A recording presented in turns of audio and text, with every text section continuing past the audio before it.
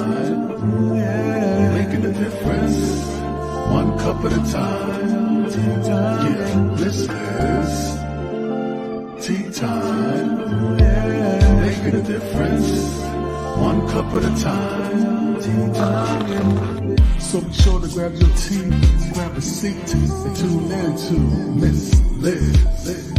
Tea time, making a difference, one cup at a time. Tea time, yeah. Tea time, time.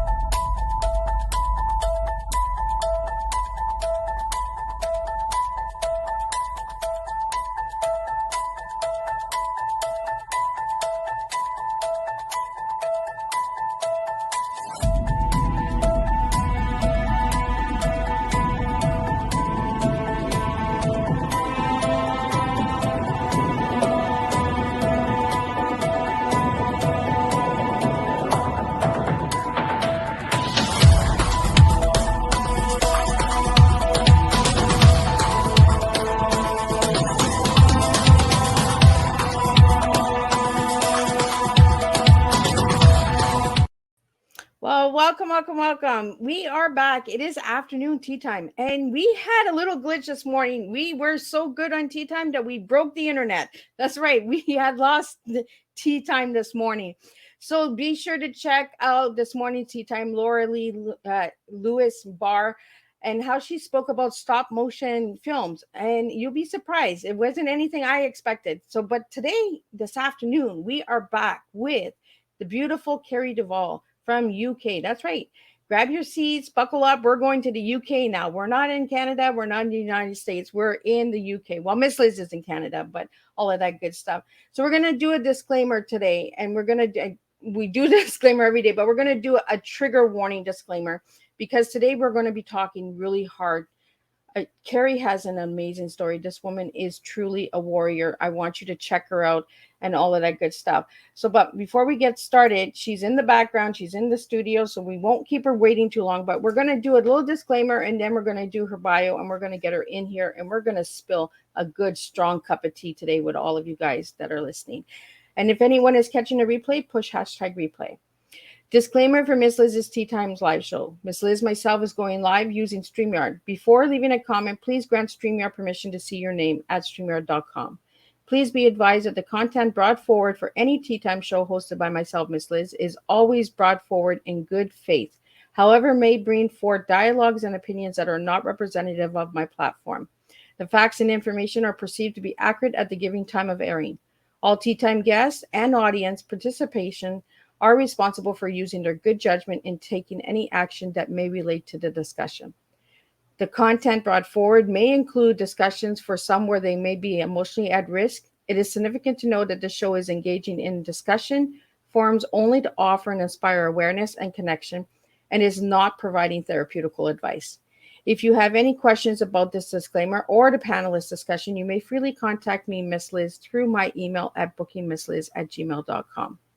Moving forward, should you choose to voluntarily participate in today's show in any aspect, Miss Liz welcomes you. Should you decide that the show is not made for you at this time, I myself, Miss Liz, respects that and will see you at a later show at a later date. Again, the afternoon's tea time is trigger warning. So please be advised that we will be talking about suicide. We will be talking about self-harm. We will be talking about abuse and neglect. So please bear. And if this tea time is too much for you, I truly respect that. And I'm going to bring in my guest and I'm going to get her to start sharing and we're going to spill a good strong cup of tea. But before that, I'm going to do her bio. Kerry is a mother of two and a third on the way. That's right. She's having a baby. So we're going to talk about that too. She was bullied all the way through school. Home was a toxic environment. This drove her to self-harm. 4 years ago, she lost her nanna, who was like a mother to her. It hit her hard and her mental health spiraled to her lowest. She attempted suicide on her kitchen floor. Her partner stopped her, and it was his tattoo, "My story isn't over yet," that sparked something inside of her to change. Now she's a fully qualified mental health therapist and coach. She loves her life and can't wait to see what's next. She is truly a warrior. So let's get this warrior in here and let's get a good tea going. Welcome, Right. Kerry. Mm-hmm. It is Just an even honor that to have bio, you. then it was just like, oh my god. Right? And it really touches, and that you've really come a long way, and I've gotten I to know have. you over the last few years. You know, Yeah. I'm starting already. and that's okay. Tears are, there's no judgment here, Kerry. You be you. If you need to cry, you cry, because tears It's are hormones. strength, right? And you're pregnant, so you're hormonal, Yeah. right? Yeah. So congratulations on the new baby. It Thank is you. I can't wait to see and hear the new name of the baby once it comes. So is there a due date for the baby? 27th of August. Oh, the day before my daughter's birthday. Yeah, so it'll be a few days before my nana's anniversary actually, so it's a little bit, when I heard it, it was like, uh-oh, but we'll get through it. I know my nana's looking down on me, and this baby will be blessed to have an angel looking over it, so. Well, everything's a blessing, right? Yeah. Sometimes we look at dates and times and we're just like, oh, I don't know. But you know, it might be Nana watching over you, Carrie, and saying, Yeah. "Hey, I gotcha, girl." So let's get into your story, Carrie. I know today's going to be a hard day for you. It's going to be really emotional. I think there's going to be lots of tears. Lots of tears. So for all the viewers out there, be nice. This is a trigger warning show this afternoon. This is her personal story. She is going hard. She's going deep because we really need to get that story out there. So again, Carrie, I want to get right from the beginning, when you were a little girl, and let's get into then the teenagers and all of that stuff, how you got married, how you had kids. But let's start with the little girl in you. Yeah. So if you'd like to So the bullying started for me in primary school. So that's around about 6-7 years old. I was called ginger. I was called fat. I was called ugly. I was always made to feel like I wasn't wanted there. I didn't belong there. And then I had braces, and I got lots of different horrible names around my braces, and I hated having the braces. I hated having to go to the dentist and have loads of different appointments that I had to go through. And I thought high school would actually be better because it's a different group of people. There's lots of other people to meet, different friendships, everything like that. But I was sadly wrong. The bullying continued. It actually got worse. From the first year of high school, the problems at home, that's when they started to get worse than they already was. I mean, there was already constant arguments between my mum and my dad. They were constantly at each other's throats. I remember falling asleep at night time, hearing them downstairs. Waking up next morning, my dad wouldn't be there. And I'd go off to school not knowing whether I was going to come home to my dad. When I come home, sometimes he was there, sometimes he wasn't. But then in high school, towards the end of the first year, my dad left. He completely left us. He went down to Liverpool, and that started about 3 years altogether, where I was basically like a parcel in between, past the parcel between my mum and my dad. So moving from the town I'm in now down to Liverpool, which was about a 2.5 hour journey every single Friday night, sent down to Liverpool. So from where I was to Manchester to Liverpool, and I would have to do that journey on my own. And then obviously come back on a Sundays. Sometimes my mum would come with me, sometimes she didn't. And the only person I really wanted to speak to was my dad, because he's the only person that I ever spoke to whenever problems happened. And I couldn't. For those 3 years, I was completely on my own. And there was nobody else in the world I could speak to. And that really hit me. And I didn't know how to deal with that. And that's when the self-harming started. I went for a walk one night and it ended up in a park. And I found some broken glass and I was sick of the crying. And that's when I picked the glass up and I started to self-harm. You know, and the self-harming sort of, it helped me gain an escape from the feelings I was going through. And I kept doing it. And I can't remember how long I was doing it for, but I must have been really good at hiding it, or that's how much people were ignoring me because nobody realised that it was happening. Not one person realised.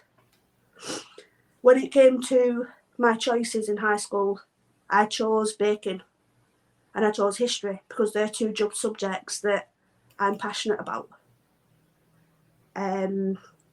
So baking, I always enjoyed baking with my dad, and he taught me how to make the pies that my grandma and granddad had taught him how to make, and I'm in the process of teaching my child how to make. And I wanted to go more into baking to maybe start a career with it. Unfortunately, my mum, who I've never had a relationship with my mum, she stopped me going into baking because of money issues, apparently. But I was told right early on by my mum that I was a mistake, that she didn't want me, that basically my dad forced her to keep me. And I found out the reason why a few years ago. It was because my dad had a one-night stand while she was pregnant with me and may have fathered another child with this woman. And that's the reason my mum has always hated me. Always. So, Kerry, do you mind if I ask you this question? Yeah. Do you have a relationship with your father now? Yeah. And have you asked him about that affair? Yes, I have spoken to him, and he said that it was a drunken mistake and a one-night stand. That's what he said. He said that he may have fathered this other child, he'll never know, but apparently there was other possibilities for Dad as well, so he never bothered to go and find out. So you might have a sibling out there. I might have a younger brother, yeah. So how do you feel about that, Kerry? To be honest, I can remember growing up wanting a little sibling, but I'm past that now, so it's, you know, if you are, fair enough, but I don't want another sibling. You know, I don't have very good relationship with the siblings I've already got, so I wouldn't really bother. And the relationship with your mother, do you have a relationship with her now, today, or no? No. So, Kerry, being a mom who hadn't had a mom and being treated the way you have, we have a lot of similarities in our stories. How is that as a mom not having a mom? Well, because I had my nana, and she was absolutely amazing. She was basically my female role model growing up, and because I had that female role model, I sort of knew what not to do as a mother. So when I gave birth to my son, I knew straight away that because I'd grown up with my brothers, I sort of knew how to bond with boys better than girls anyway. It was when I had my daughter that I thought, this might be the problem, because that mother-daughter bond, I never had that growing up. But I sort of looked back and I sort of spoke to my nana while I was pregnant, and I remember speaking to her about lots of different things, and she gave me lots of advice. And I sort of fathomed out that I know what not to do as a mother. I know that my daughter's going to need me to be the female role model that I never had for her. And I constantly remind my daughter every single day that she is beautiful, she's powerful, that she can do anything that she puts her mind to and nobody can stop her. You know, that's something that wasn't given to me. Self-empowerment was never given to me growing up. I was told that I was hated. So for my daughter to be told that she's loved and wanted, that she's beautiful and powerful every single day, that's putting empowerment into her. hoping that she will have the future that I never had. Well, that I have now, but I've had to fight for this future now that I have now. She won't have to do that. I'm hoping that she won't end up in the dark places that I've known. I'm hoping that her mental health is never going to be as bad as mine has been. You know, I mean, I know mental health affects everybody at some point in their life, but I'm hoping that it never gets as bad as it's got for me, for her. I don't want her to experience that. And the reason that I'm asking you these questions, Kerry, is because we need to be aware that trauma does affect our mental health. It has a big impact on our mental health. And you are the queen of mental health warriors. So queens break, queens fall, but queens always rise. You know, and we want to really get that message out there. So again, check out the mental health warriors. This amazing lady is the queen of the warriors. So Kerry, if you want to share a little bit on the mental health warriors and all of the good stuff that has done for you by being the queen of that warrior show. Yeah. Well, basically, after my nana died and my mental health spiraled to the point where I attempted suicide, around that time, Adam was just creating the warriors. And to start with, I stayed in the backgrounds and sort of helped out in the backgrounds where I could, because I wasn't ready to go on the camera. I mean, he spoke to me and said to come on camera to tell my story, and I said, but I haven't got a story. No one's going to want to hear about me being bullied. You know, that was honestly, that was my opinion then. But then listening to other people's stories and what they were saying, I was like, maybe I do have a story. And the more I listened, the more research I did around mental health, I realised I do have a story, and I have a pretty good story. So that's what inspired me to get in the camera, speak to people, and obviously start sharing my own story and my own experiences. So the Mental Health Warriors has helped me to realise that I do have a story, that I am just as valid and important as anybody else. And I've lost my fear of the camera because of the warriors. And working with other coaches, speaking to people who have had similar experiences and completely different experiences to me, has taught me loads about mental health, about everything around mental health, the way that mental health can affect everybody in different ways. And it's inspired me to carry on with my training to get to the point where I am now. So it has done a lot for me. And I have seen that growth because I watch Mental Health Warriors. I'm a big supporter of Mental Health Warriors. Again, if you haven't seen Mental Health Warriors, check them out. Check out their link tree is up on the video here. It will be in the description box, all of this good information. Give them a follow because they do have different shows, different platforms and that. And I really love what you guys are doing. And Kerry, we miss you. So yeah, we need you back. We need our queen back. I'm coming back. I've just actually confirmed with Adam that I will be coming back, talking about mental health during pregnancy and after pregnancy. I can touch on postnatal depression, because obviously I know that affects lots of different people. And obviously I'm still going to be going back to mental health as an SEN parent, because that's what I was touching on before I left. So I'll go touch on that again.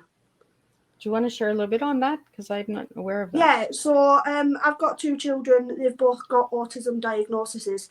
So I know from experience that being a parent of a child with special needs, having to fight for the support that they need in school, having to fight for them to go into special educational settings, because that's where they're going to get all the support that they need.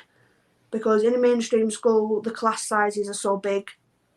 Autistic children can't deal with that. Well, most of them can't. Some can, some can't. My children are better in smaller settings, and that's what a special educational setting will give them. A smaller setting, more support, and a more comfortable environment, one that can tailor to what they need. So if they need to go and have 10 minutes out of class to calm down and bring themselves down to avoid crisis, they're able to have that. So that's what's important for me. So, and in fighting for all that support and everything like that, it really does affect your mental health.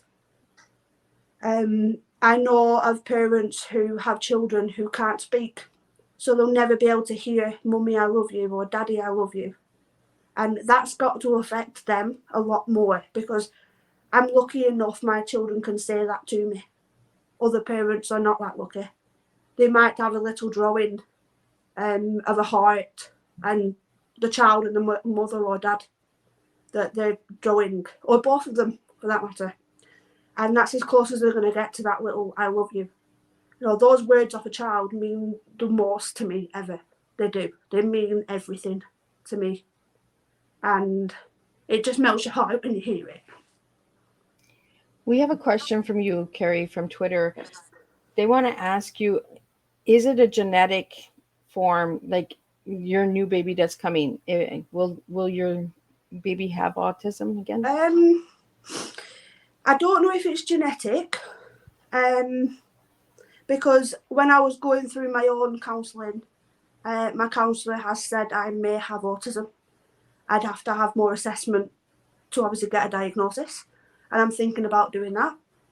But I think the fact that both my children have got it, I think there's a high possibility that my third child is going to have autism, yeah. Well, and you're making some really good points here, Kerry, because you're saying that you might have it, so it might be genetic, right? I don't know. I mean, I don't fully understand if autism can be inherited or not. I'm still learning about autism. I mean, yes, my oldest child is 11 and we've known about the autism for 7 years, but autism is a massive, complex thing to understand. And I don't think there's anybody that can really understand everything around autism. I've not looked into if it can be inherited or not. I mean, we didn't think my second child had autism because she masked it so well. She only recently got her diagnosis, and that shocked me when she got it. It did. You mentioned the word mask, Kerry. Do you want to get into that a little? Because I'm not sure Masking, what that is. yeah, masking is basically what a female will do. It's more prevalent in females than boys. It's basically she will stand back and observe the other children, observe what they're doing, the facial features they're pulling, the types of things they are saying, and she'll mimic that behaviour. So she'll put on a mask and she'll sort of pretend that she's one of the girls in the group to be that in that social circle. It's mostly about fitting in, appearing to fit in. And my daughter Tegan, she's very, very good at masking. There's only really me and Adam that has seen her without her mask on and know the real Tegan. Wow. School has never seen it. Well, and it's hard for the school when they don't see it, right? Yeah, it is. So much so that they thought that Tegan was a perfect child with nothing wrong with her. But the professionals that understand autism and can get past that mask have seen everything they need to see. That's why we had to pull her out of mainstream school. That's why we are waiting final report tomorrow to put her in a special educational setting. Wow. Kerry, you really are a strong woman. Like, you know, you're going through all of this and you're still continuing on. And now you have baby number 3 coming. Yeah. And everything good comes in 3. So there's a lot of good stuff coming for you, girl. I want to get into the suicide. I want to touch. You said you've attempted it a couple times. So if you'd like to share how many times and what did you learn about yourself each time? Because you do learn something from suicide about yourself and your mental health as well. So if you want to share that. Yeah, you do. The first time was I lost my nana. She had been diagnosed with cancer and she hid the diagnosis from us for about a year before we found out. And when we heard the words cancer with her, it was very hard. To imagine life without my nana, I just didn't want to do it. I didn't. I always thought my nana was untouchable and she'd always be there for me throughout everything. I never thought I'd one day lose my nana. Never crossed my mind. She was stubborn till the very end. She was always telling me, you make sure you look after those babies. And that was one of the last things she ever said to me, you look after those babies. And that stuck with me. I always make sure I look after my kids, because otherwise my nana will shout at me.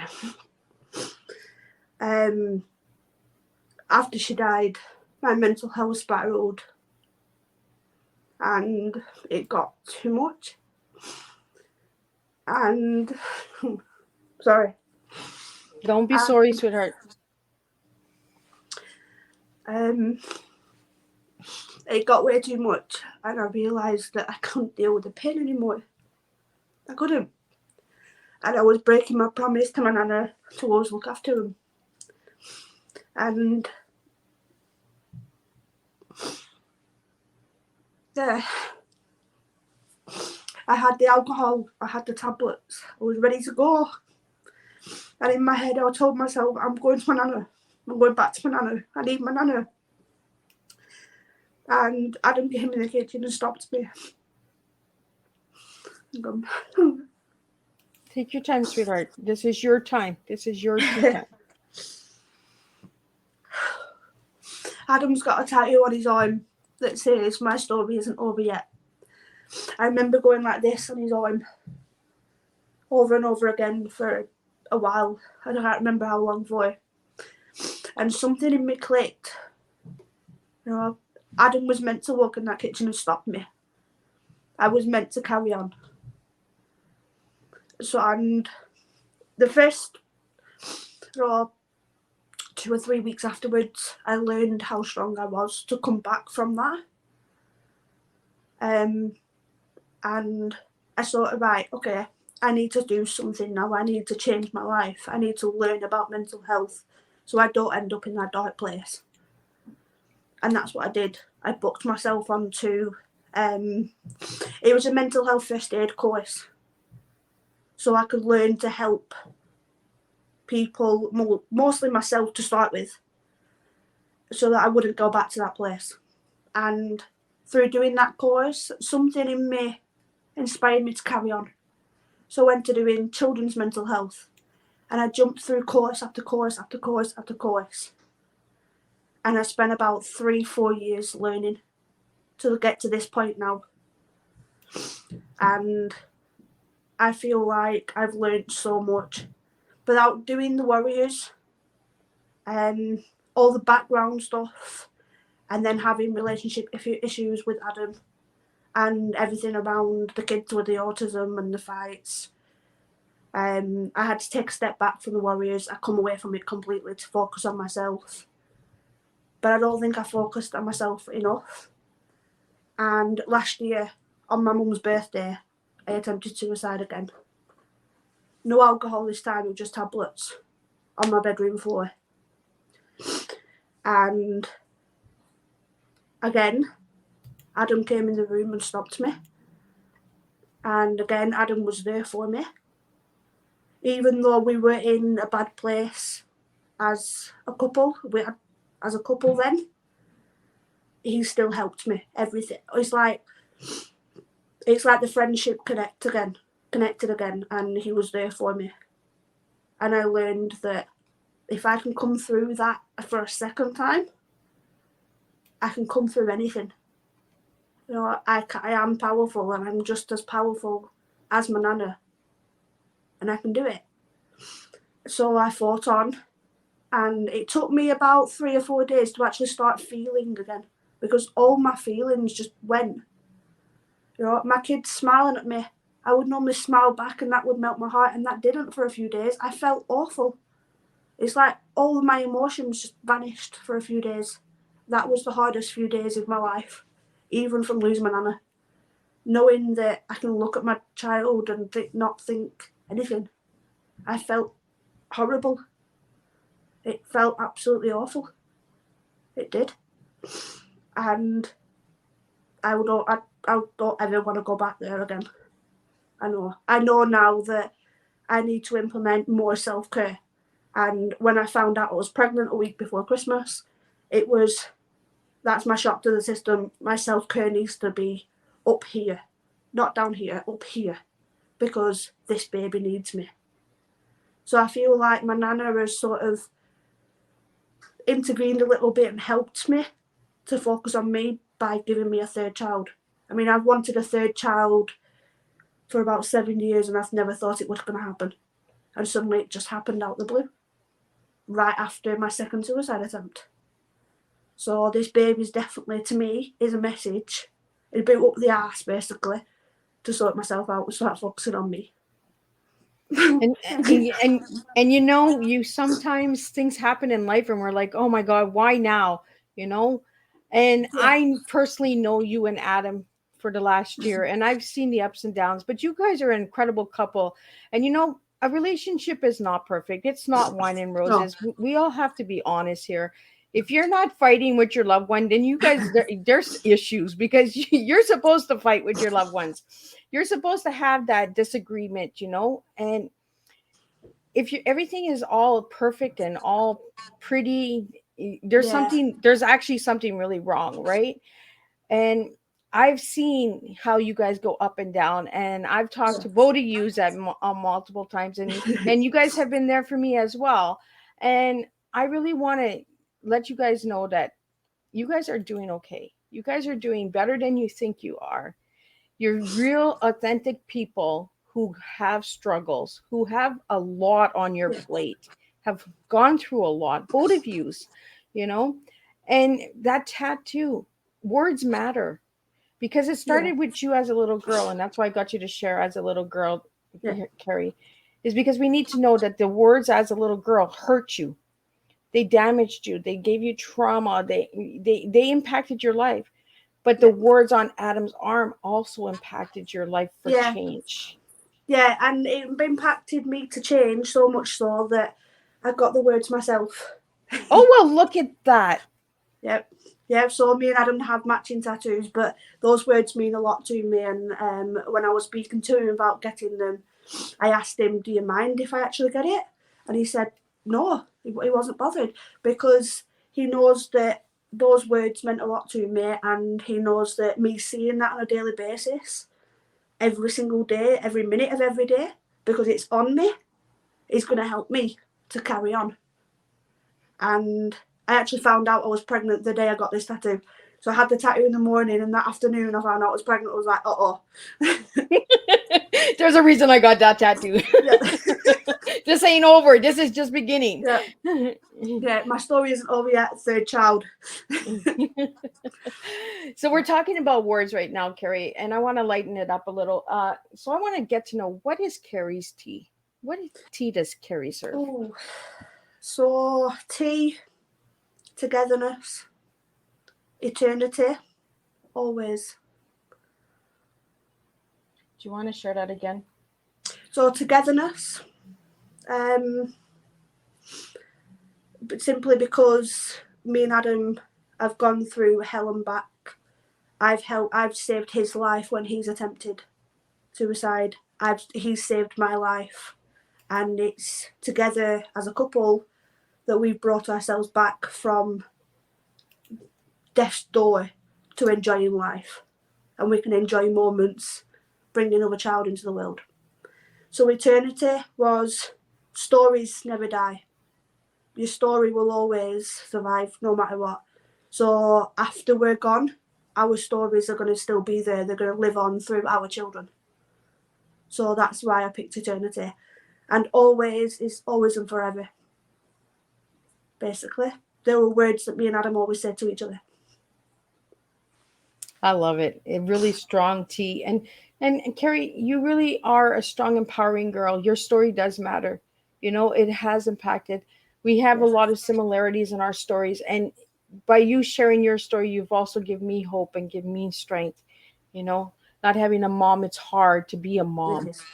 It's hard to give our children what we never received. You know, so it's almost like a learning experience for us as we're becoming a mom.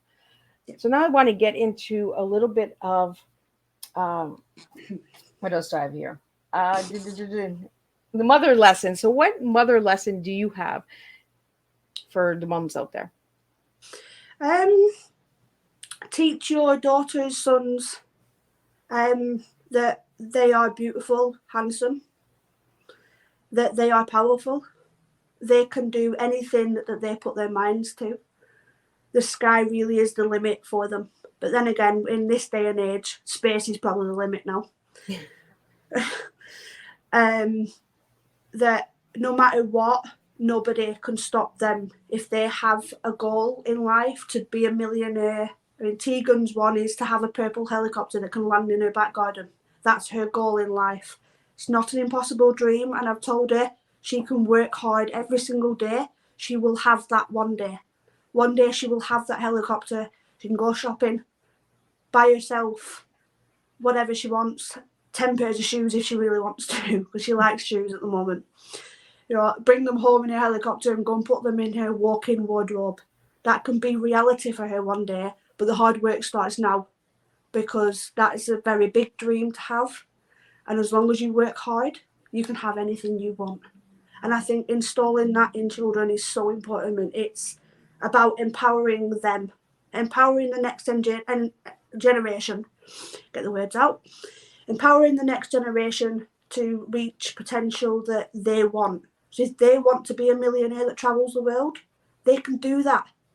If they want to be the next Elon Musk and be the world's richest person, they can do that.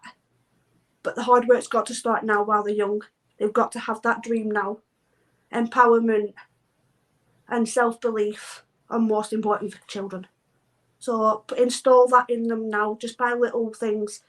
You are strong, you are powerful, you can do anything, and nobody can stop them. Empowering them now is going to set them up for the best futures they can have.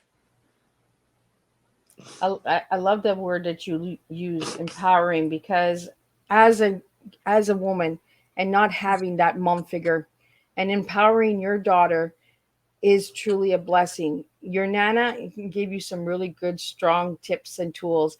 And watch those babies. Yeah, you are watching those babies and you are empowering them to believe in their dreams. Now, you also mentioned a purple helicopter.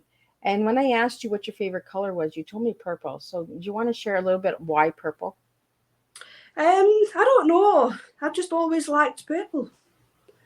It was my nana's favourite colour and it's Tegan's favourite colour, so it's quite nice that we have the same favourite colour. I don't know why. I've always liked purple, lilac. I've just always liked those colours. I've never known why. I've just always towards that. Did your nana have a bunch of purple stuff growing up? No. I only found out that it was her favourite colour a couple of days before she actually passed. Oh. So no, I never actually knew until those last couple of days. I noticed she wasn't in a position where you could have a proper conversation with her in those last couple of days. She was in a lot of pain. In hospital. She actually nearly broke my hand because she was squeezing it that much. We was having a laugh and we're like, well, at least I'm in the right place if you do break my hand, Nana. Well, and you have to put humor into, moments like that, because it gets so heavy sometimes that you have to laugh. And that's what we were saying this morning with this morning's tea time, is that, sometimes life just gets too heavy.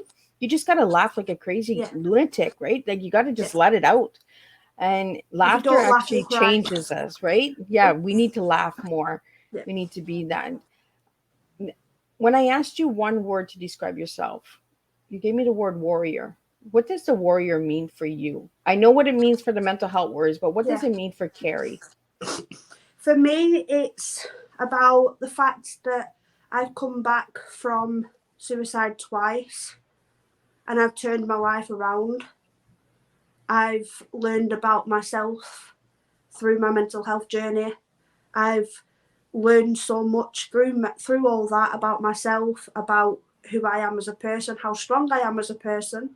And I've realised that is the strength. Warriors fight and they get better and they always come out on top.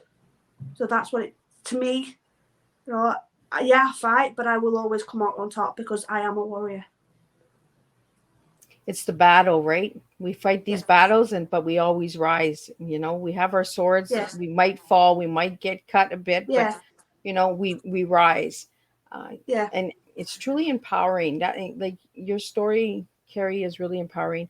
We have a couple Yeah. comments here that are coming in. They're not questions or comments, but I think that they're important to share. Yeah. They aren't not coming in the studio. They are coming directly to me. Uh, one person wants to remain unknown, is saying, Kerry, you truly are inspiring them at this time. And more moms need to speak out that don't Yeah. have moms. Yeah. We also have a comment of the strength of a mom with autism kids. Empowering, powerful, Yeah. truly inspiring. Wow. Deep story, but needed. Yeah. We also have a comment here that says, Mm-hmm. Kerry, I don't know you personally, but I know you now. That is powerful. Yeah, and you know what? Listening to all this, it's brought a tear to my eye, because to have people that I've never met say these nice things, that means the world, because I've never had that. You know, I was obviously all the years of bullying I went through, all the negative stuff that's been thrown at me. One of the first things I learned, that one of the first quotes I heard, was, "We have to go through shit to grow," and it was from a guest who became a warrior, Karen Unruh. We have to go through shit to grow. And I feel like I've been through that shit. I've grown into the person I need to be. So I want to ask you, Kerry, why is it important for us to speak about mental health? Because mental health can affect everybody at any point in their life. Nobody is immune from mental health. So if we talk about mental health and make it so nobody has to be ashamed to talk about having a bad time, going through a bad phase in their life, we can come together and talk about whatever it is that's bothering you. So be it depression, anxiety, PTSD, postnatal depression, anything. They're just ones I pulled out of my head. You know, there's lots of terms around mental health, but if we can come together and talk about that, it's going to remove the stigma around mental health, because there is a lot of stigma around mental health. A lot of people are afraid to speak out about what they've been through. I mean, like me a few years ago, I didn't think that I had a story. I didn't. I thought I was just me, and everybody had gone through everybody had gone through what I went through. But I soon realised that that's not the case. That what I'd been through was not normal, and that I could turn my life around. But it was going to take a lot of hard work. But I did it. I went through my shit. I grew into a person. I've been through more shit, and I've grown into a better person. So, well, you that's really why I watered think your we need to seeds, open those right? conversations. You watered Yeah. those shit seeds. And that's how life changes, right? We have to water our own seeds. We have to actually self heal ourselves. Yeah. You know, in order to help others, we have to really look within ourselves and respect ourselves. Yeah.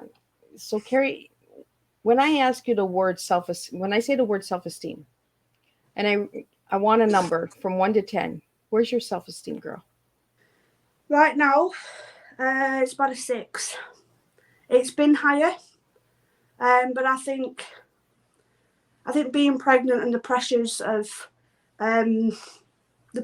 pregnancy. So the people suddenly, now they know I'm pregnant, they start treating me differently, and that's affecting me a little bit. It's, you know, I'm not fragile. I'm still a human. I'm still a human being.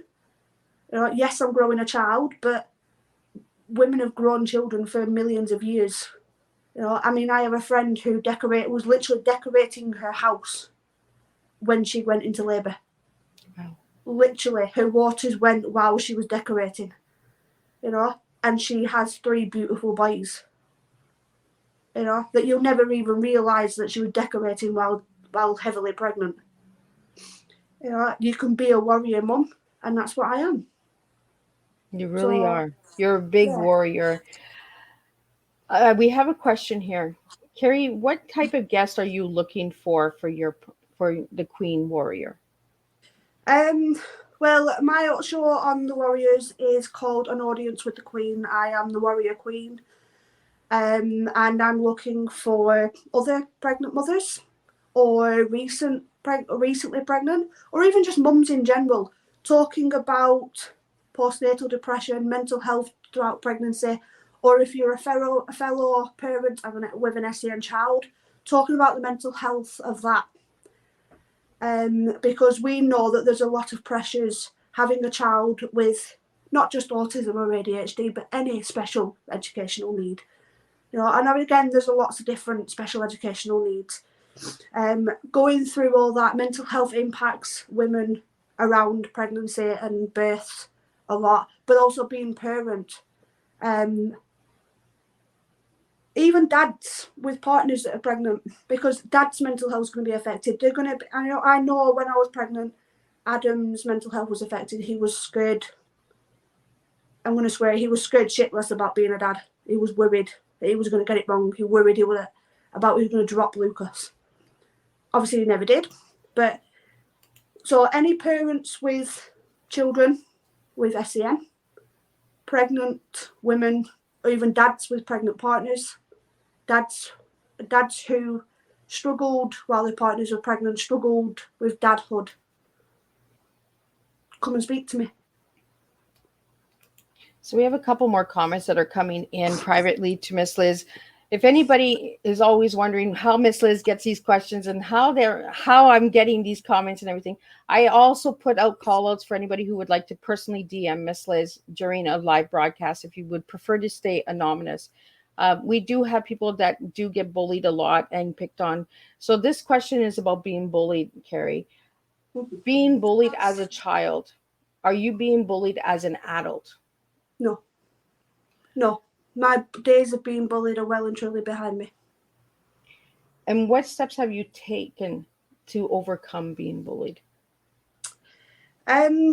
Basically, there was that old saying, sticks and stones may break my bones, but words will never hurt me. Well, I know for a fact that's a lot of BS, because words hurt the most. You can recover from a broken arm, broken leg, from a cut or a bruise, but you can't recover from words. So I wouldn't say quite quickly. I was going to say quite quickly, but I don't think it was quickly. That words, yes, they can hurt, but it's about how you take those words on. Do you take those words and let them continuously go through your head? Or do you say, you know what, that's your opinion. That's what you want to say. There might be a reason why you're saying that to me. You know, you might have that mental health issue and that's your way of dealing with it. I'm not going to attack you back. I'm just going to say, okay, and walk away, because that's my strength. I heard you. I'm not going to attack you back. I'm going to walk away and I'm going to forget what you've said. I choose to not let the negative affect me anymore. We also have another question here. Do you feel that there's enough bullying awareness out there? No. All these schools have anti-bullying policies and I don't think it's enough. In my son's autism specialty school, he was being bullied and they stamped it out really quickly. They took the steps that they needed straight away. None of this talking to the children, trying to work things out with the children. They separated the boys straight away, because that's how you stamp it out. They don't want anybody feeling like school is a negative atmosphere. They don't want that in their school. They want everybody to go to school and feel positive. And I think if more schools did that, you know, to stamp it out straight away, I think more needs to be done about bullying. And I'm not going to get into changing the educational system, because I think that's a whole other show. We know where that goes. Yeah. But yeah, bullying in the educational system, I don't think there's enough. I think a lot more needs to be done to help the kids. And do you feel that somebody who has lived through bullying should speak on bullying as an advocate? Definitely. By sharing their stories, right? Definitely. By speaking to people who have been the victims of bullies, they know how bullying can impact you. And it doesn't just impact you in one way, it impacts you in lots of different ways. It can impact the way you feel about yourself, the way you look at yourself, the things you do with your life, and obviously your mental health. I mean, sadly, we see children as young as 5 and 6 who are hanging themselves because they're being bullied. And the bullying isn't just in school, it's online as well now. So the bullies aren't just stopping, they're going home and they're seeing it online.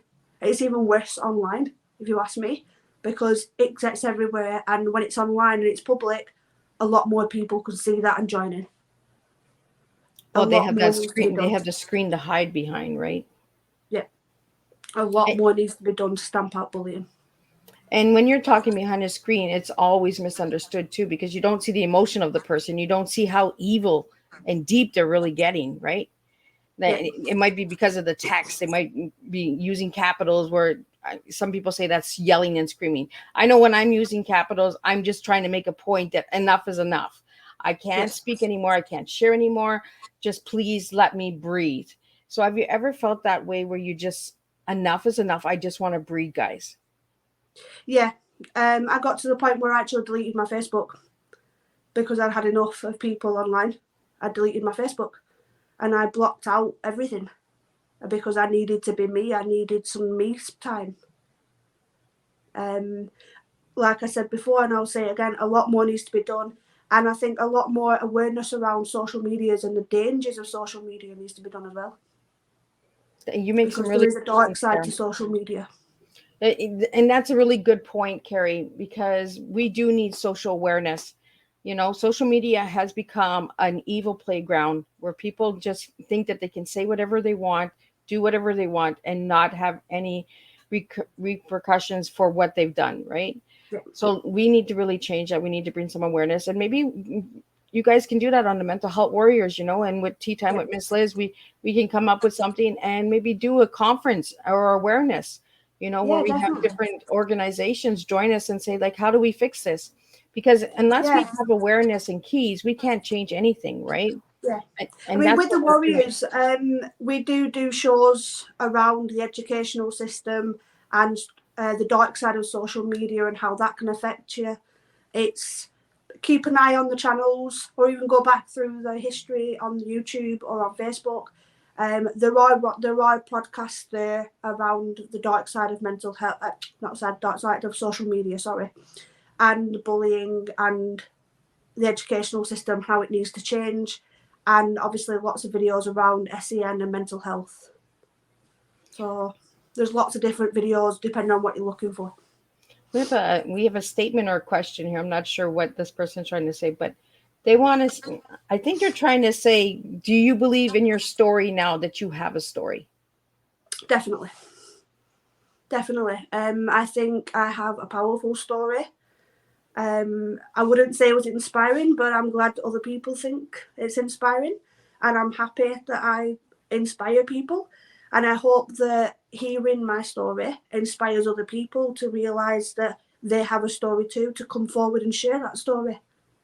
By sharing a story, you can help other people. If I can just help one person by listening to my story, that's my job done. So any final words, Kerry, before we wrap up your tea time? Self-care is massively important. Always look after yourself. And you have to go through shit to grow. I before we wrap up, you just mentioned self-care. So we're going to get into self-care. We still have a couple minutes here. Yeah.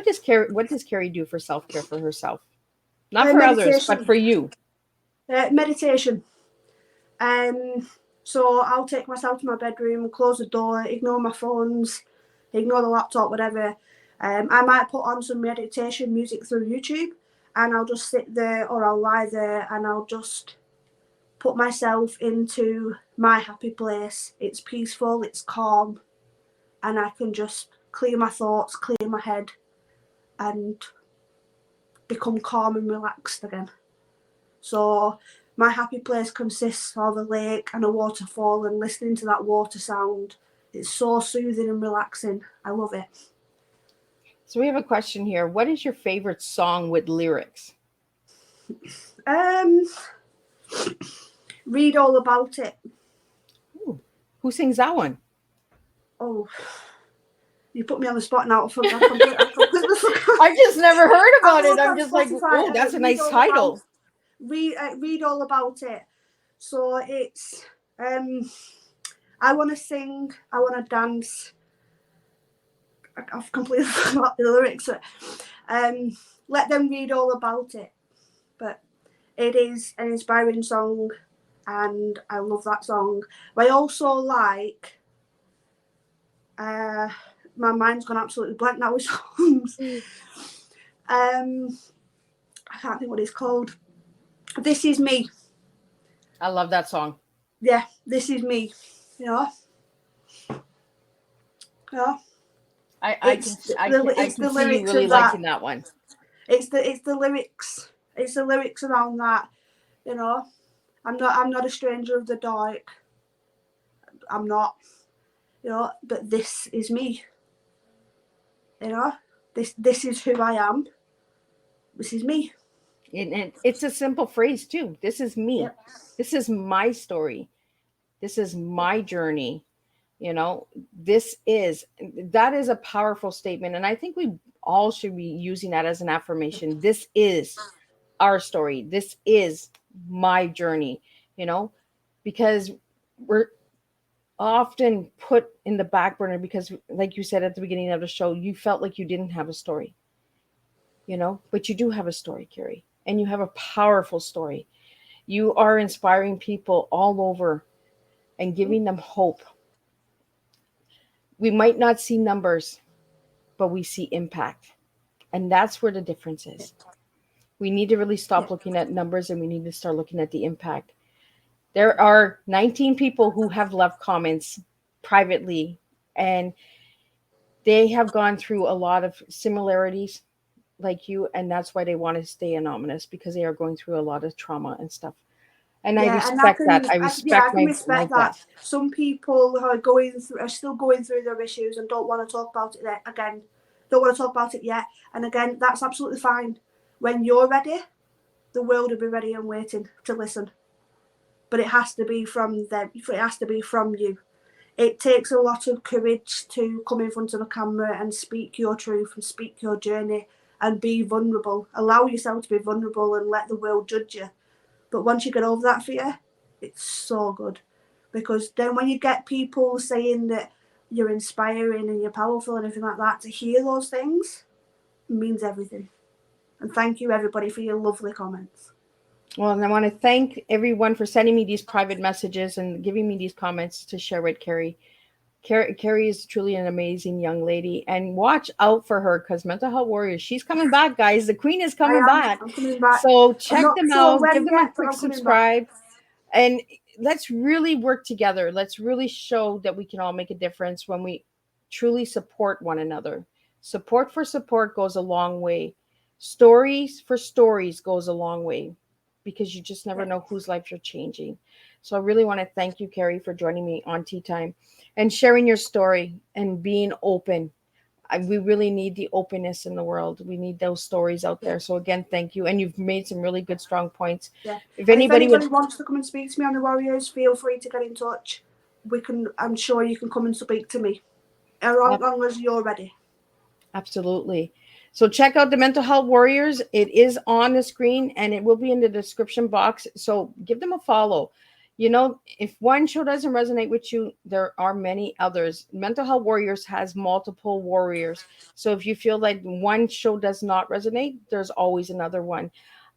And give them a subscribe. Check out their Linktree. Check out their Spotify. Check out their YouTube, Instagram, Facebook. They are all over, and they are incredible people that are just making a difference. Again, trigger warning if you are watching this Tea Time. And if you would love to share this Tea Time to bring hope to somebody who is struggling, you are more than welcome to. And if you'd like to reach out to Kerry and your feel that it's too much, you can always reach out to Miss Liz, and Miss Liz will give your message give it to Kerry, because me and Kerry, we do talk and we have stayed close. So Kerry, congratulations again on baby number 3. And I can't wait.